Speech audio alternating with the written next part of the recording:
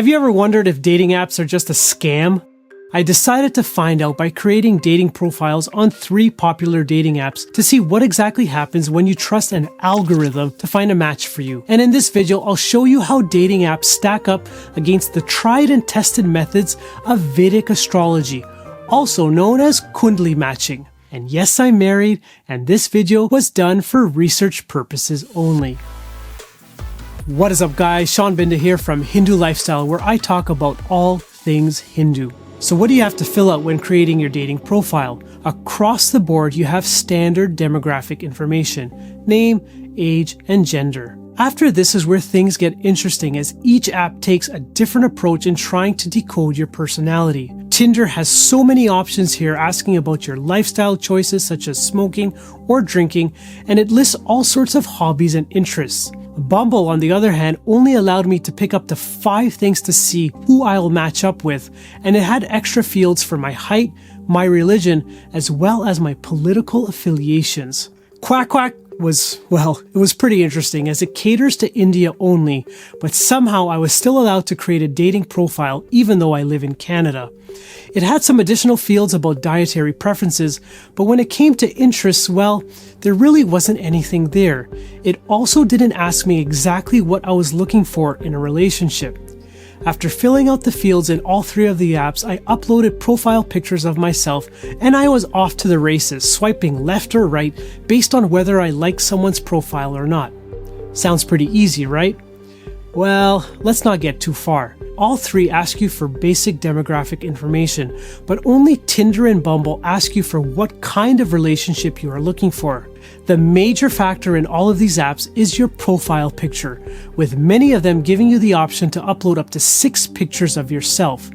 These were mandatory, and I found this entire process a little bit challenging as you start to become self-conscious, and I kept asking myself, how do people do this? Now, I personally never used a dating app before, but I did, however, get to know my wife through MSN Messenger. We met at the temple, and we got to know each other online and eventually got married. But there's more to that story that I'll share with you later. After spending a few days exploring these dating apps, I now turned my attention to Vedic astrology. So what exactly is Kundli matching? A Kundli is basically a birth chart, like a cosmic blueprint. It uses the positions of the stars and planets at your birth to give you insight into your personality. When you find a potential partner, an astrologer will compare the Kundlis of both you and your partner. They focus on 8 key areas known as the Ashtakuta Milan, which literally means matching 8 qualities or aspects, and it gives you a total score out of 36. Here is a breakdown of all 8 of the Ashtakutas. The first is the Varnakuta, and it scrutinizes the spiritual alignment through your Varna, seeking harmony in cultural and societal backgrounds. Vashyakuta scrutinizes the balance of power within the relationship, essential for understanding the dynamics of mutual influence. The third, the Tarakuta, casts a gaze into the future, predicting the longevity and vitality of the union by analyzing the celestial alignment of the partner's birth stars or nakshatras. The fourth, the Yoni Kuta, ventures into the realm of primal instincts, examining the compatibility of the couple's sexual and biological energies through the symbolism of animal traits. The Graha Maitri Kuta delves deep into the emotional resonance, assessing the psychological affinity between partners, a cornerstone for nurturing intimacy and understanding. The sixth is the Ganakuta, and this probes into the temperament compatibility, pondering whether partners share similar qualities or balance each other's differences. The seventh is the Bakuta, and it shines a light on the material prosperity and familial harmony essential for a stable and prosperous life journey together. Finally, the last is the Nadi Kuta, and it looks into the genetic blueprint of the couple, contemplating their health and the well-being of future generations. Now, I'm no Vedic astrologer, but if we look at the breadth and depth of all the different aspects of the Kundli chart, there really isn't a comparison to modern dating apps. Like, Tinder actually had an option to list Harry Potter as a potential like. But are you really going to base a relationship off of your love of Harry Potter? Don't get me wrong, I'm a Harry Potter fan myself, but this seems to be very superficial. Now, I do need to share a little secret with you.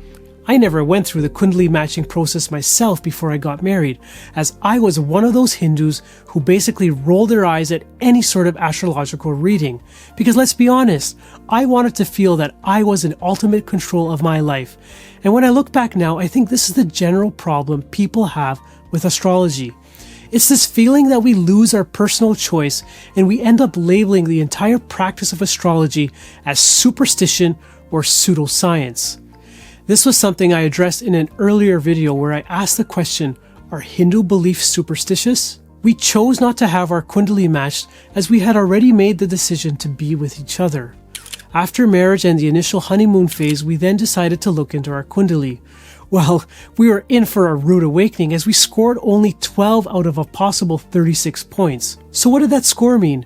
Was it leading us to a divorce or separation?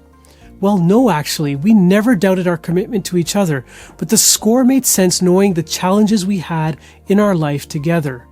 We met with our pundits and we did the necessary pujas to correct the path we were on.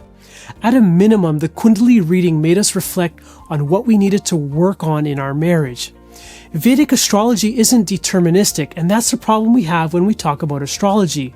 You have the power of free will. How you react to life situations shapes your future karma.